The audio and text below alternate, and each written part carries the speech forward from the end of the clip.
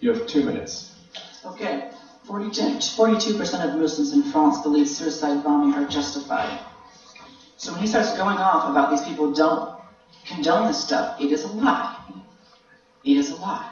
And here's why it's a lie, because I look at what is happening. If it really was 7% or 25% of these radicals, the majority would do what a majority does, and it would control them, and it would dominate them, and it would crush them out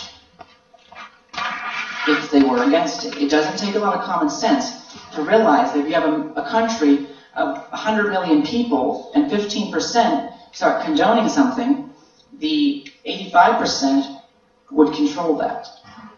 So it has to do with the complacency, and this is something I want to talk about.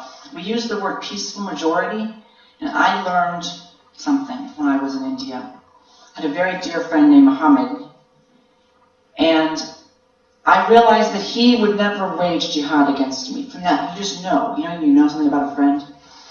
And with that same conviction, I felt that he would not intervene or inform me if someone else would. And I had an epiphany at that moment. I realized that Dr. Martin Luther King was not given a Nobel Apathy Prize. He was given a Nobel Peace Prize for stepping into a violent zone and creating shalom, which is reconciliation. And that's when I realized that there is an apathetic majority that will sit complacency in the world's richest states while the men they call their brothers are killed and bombed by millions.